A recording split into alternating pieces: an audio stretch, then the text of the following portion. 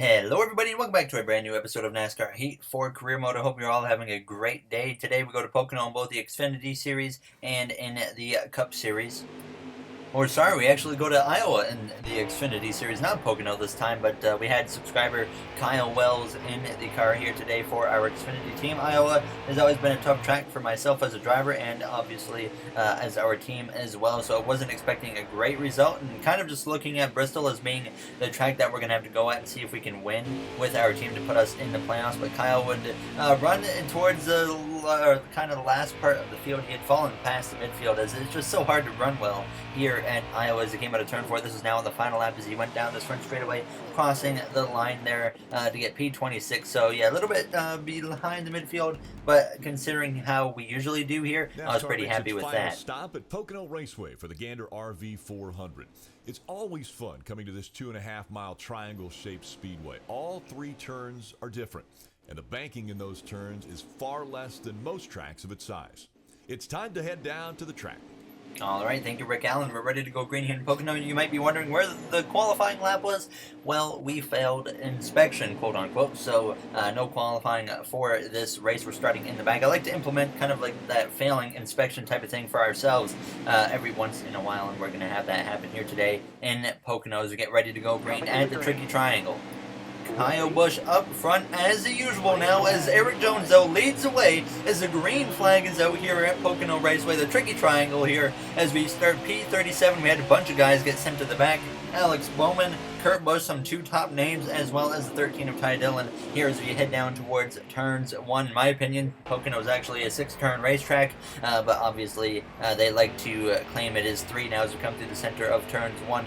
Now as you see, Kurt Busch, he had gotten ahead of me now, as so did the 88 of Alex Bowman. Not the greatest first turn for myself, as the biggest issue here, as I noticed right off the bat, was the car was feeling a little bit loose, so that might become a bit of an issue on the longer run here in stage 1 as we actually back out of the 3 wide going into the tunnel turn as we get slammed from behind by the 13 of Ty Dillon. I do not have an idea what in the world he was doing, but that damaged our back bumper a little bit, but we would thankfully be able to rally back. We came to lap 3 and we had now started to work our way through the field up inside the top 35 at least, so we haven't made a whole lot of progress, but we passed Kurt Busch as he's stuck in traffic. We'd work our way all up into the top 20, passing William Byron, who's not having a great run so far as Chase Elliott's running P18. This is now lap 6 of 11. Joey Logano actually was leading at this portion of the race as we went down this front straightaway, so continuing though to at least be able to climb our way through the field. We know we have a pretty decent car here as we're going to go to the outside of Elliott, and there's a little bit of a hole between him and Stenhouse, and we're going to get down to the inside of the 17 of Ricky Stenhouse Jr. to go down into turns 1 side by side with the Roush Fenway driver. A little bit sideways there, as I told you guys, I was dealing with a bit of a loose car here in stage 1. You certainly saw it there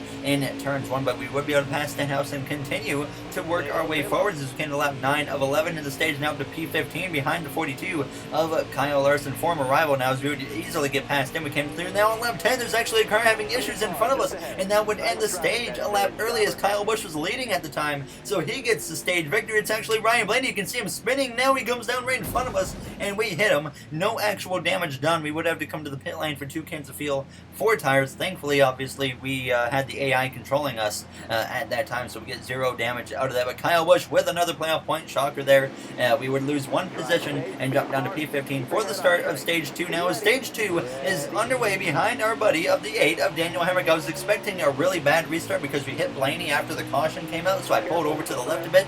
Surprisingly, we got off fairly well, so I was like I said, surprised by that. So now as we head down towards turns 1 of the inside of the 6 of Ryan Newman behind us, Stenhouse just full sent it like Daniel Ricciardo up the inside of Alex Bowman there as we came through the center of the corner, now 3 wide with Larson and Ryan Newman as we exit turn 1 P15 down this first back straightaway. Kyle Busch obviously been the story of the season. He has 8 wins on the season, including last episode in New Hampshire. Now as we go down into the tunnel turn, Kyle Busch has gone no more than 3 races this season in a row without a win. That's the longest it's been for Kyle Busch this season. Otherwise, it's been basically he wins a race, he loses a race, and then he goes and wins the next one. Or maybe he's had a couple where he's gone 2 in a row without winning, but Kyle Busch has been unstoppable this season as Kurt Busch, his brother, gets up our inside as we exit turn 3, heading down this front straightaway. Kurt Busch actually cleared me without a single problem right there. He just blew right on past me as we go down this front straightaway, though, using that draft to get back to him and look to the left-hand side, nearly making contact on his left rear as I almost mistimed that now as we go down into turns 1. You can see see up ahead, Kyle Busch was driving away in that Skittles Toyota Camry, but we had passed Jimmy Johnson. We had gotten to the inside now of Daniel Hemrick through the tunnel turn, making just a tiny bit of contact with him, I think, as we went down this second back straightaway, I call it. But we would continue on to lap 3, where we'd kind of gotten grouped up with some of these cars like Logano, Hamlin, Almirola, our teammate, as we go down into the tunnel turn. Now it's a 2-curve. Keselowski's having an issue sliding through the center of the corner, and he goes hard into the outside wall, spinning up at the wall. No one hits him, surprisingly, and I was thinking for sure caution's about to come out. No, the green flag stayed out. No caution happened. I was very surprised by that. Now as we were up the inside of Denny Hamlin, Keselowski took a hard hit to that outside wall, and the green flag stayed out. He would limp his way back to the pit lane as we came through now on lap 6. We were battling with Eric Almirola, Tyler Reddick. We had passed Eric Almirola. We had gotten to the inside of Tyler Reddick as we went down into the tunnel turn, trying to make a pass on him as Kyle Busch continued to pull away at this point here in the stage. I still can't believe at this point that that caution did not come out. Kind of similar to New Hampshire when BJ McLeod wrecked with a bunch of other cars. No caution came out. It was kind of weird. Now as we came through though down the front straightaway at lap 7, Almirola had actually been able to battle back up my inside after we passed Reddick. Almirola passed Reddick, and it certainly seemed like Eric had more speed at this point. He's locked into the playoffs, obviously, with that win at Sonoma a little while back. Now, as we would continue to battle with Almirola, we came to lap 9 of 11 here in stage 2, back to the inside of him, trying to make the pass for P7 down this first back straightaway. Kyle Busch continues to lead as he was just exiting the tunnel turn as the caution comes out just before we get in front of Eric, and now that will end the stage early, and Kyle Busch once again gets 2 playoff points here on the day so far. So Kyle Busch in New Hampshire won both stages. He won the race. He's won both stages today. He's won, 5 stages in a row, I guess, now, as we would get ready, though, to start the third and final stage after 2 cans of fuel and 4 tires. Once again, the third and final stage is underway, and here we find ourselves up in P6, which is a bit surprising because it really hadn't felt like we'd been running so well. But no, we were up here in the 6th positions for the start of this final stage with only 16 laps to go. 16 laps, so at Poconos quite a bit. There you see Clint Boyer up there on the front row there running P2. Clint Boyer has certainly been a lot more competitive recently this season in our career mode. He's been kind of running subpar most of our career mode, but these last few races he was leading at New Hampshire, so he seems to be turning it up now as we get down to crunch time here in the late stages of the regular season, as we go up the inside of Eric Almirola a little bit sideways, and we push up into his left rear, but thankfully we both keep it straight, heading down this back straight down towards turn 3. As Kyle Busch, though, he gets clear, and he's already trying to drive away, as I believe it was his teammate of Eric Jones up there in P2, still looking for his first win of the season. Now as we exit turn 3, Almirola would be able to get clear of me as we went down this front straightaway.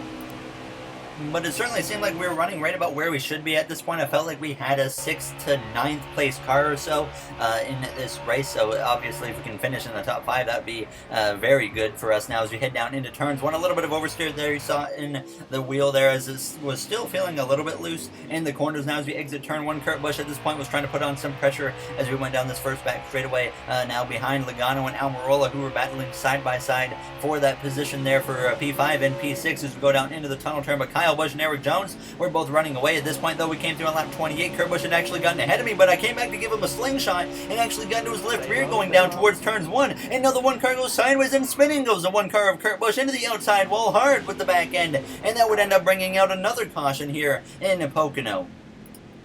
100% my fault what happened there with the one car of Kurt Busch. We've made a few mistakes like that recently, but we would obviously have to come to the pit lane where I took half a can of fuel as well as right side tires, and we would get ready to restart actually behind the guy we just wrecked of Kurt Busch.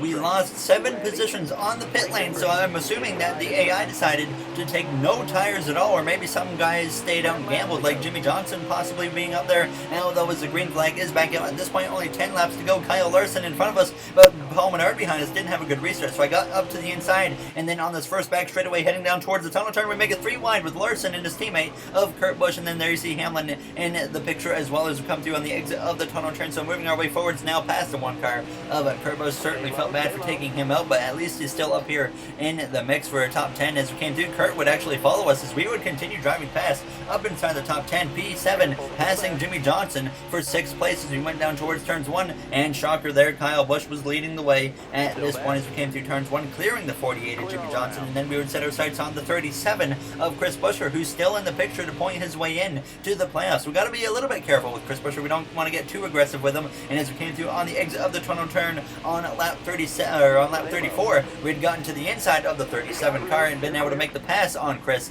as we went down into turn 3. So all of a sudden we find ourselves in the top 5. But then on lap 35 through turns 1, a little bit of oversteer, allowing Buescher to battle back up the inside as we head down this one back straightaway. Kyle Busch continuing to lead as he is pretty much, once he took the lead earlier in this race, he has driven away since then.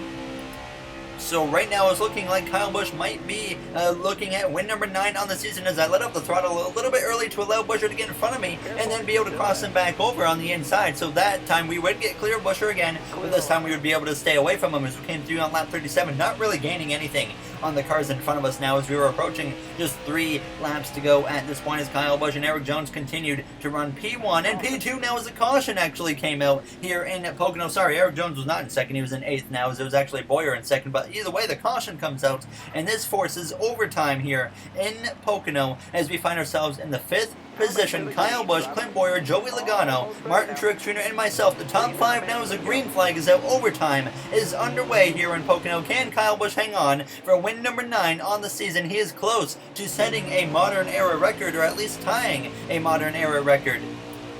He is only 4 wins away from Jeff Gordon's 13-win season back in the 90s. Now as we go down into turns 1, behind us we got Kurt Busch, who we wrecked earlier. Now as we're on the inside of Martin Truex Jr., heading down this this back straightaway now as we're going to actually clear the 19 of Martin Truex Jr. Now we're going to try and maybe, I thought about taking a 3-wide with Logano and Bowyer, but I thought better of it because I knew that would slow us down too much. So I decided to try and wait and play it smart now as we would get to the inside of Bowyer on the exit of the tunnel turn, and we would battle side by side for the position down into turn 3, approaching the final lap. Joey Logano right on the back of Kyle Busch. We're right on the back of Joey Logano as we go down into turn 3. Not a great corner for myself as myself and Bowyer would continue to battle as we started on this final lap through turns 1. Bowyer still on my outside, but I would get a little choppy on his nose and clear him as we go down this back straightaway here on this final lap in Pocono. Logano within 2 car lengths of Kyle Busch as we have a huge run from the draft as we go down towards the tunnel turn. I didn't want to go on the inside because I knew we would get pinned down, so I decided to wait to try and launch on the exit of the tunnel turn, but we push tight and we get into the back of the 22. He's sideways, but Logano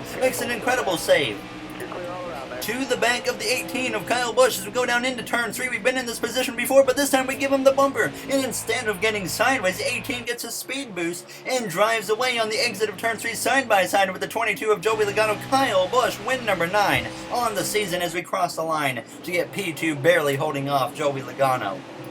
And I can confirm that was Kyle Busch's 69th career win. So nice for Kyle Busch here in Pocono. Now is certainly, I know you guys wanted me to try to move the 18, and that's exactly what I went for. I got right to the back of the 18 of Kyle Busch, and instead of him getting sideways spinning out, no, he got a speed boost and didn't even get loose at all and just drove away. So I was very kind of mind-boggled from that one. As I said after the race, guess I should have hit Kyle a little harder. I did not get the L and the D correct, but obviously you know what I mean there. A slight typo there, but after the race, Kurt Busch not very happy with us. I apologize to him. Obviously, he wasn't happy because we wrecked him earlier in Stage 3, so very unfortunate that we pulled that off. But as always, if you guys enjoyed this episode, make sure to comment, like, and subscribe. I don't know if Kyle Busch can be stopped, but next episode is a perfect track for us to go to, and that's Watkins Glen, one of my favorite tracks on the NASCAR schedule. I'm very happy to go there, and hopefully we can maybe get win number 3 for ourselves on the season. And there you see the playoff grid. Chris Buescher is only 4 points out over behind William Byron, Jimmy Johnson 26, Kyle Larson 32, Ryan Blaney, he's 14 ahead of Byron. So it's going to come down to Blaney, Byron, Buescher, Johnson, and Larson, I think, for those final spots, and maybe Ryan Newman. So I'll see you guys in the next one where we'll see how things play out. Thank you for watching, everybody, and have yourselves a great day.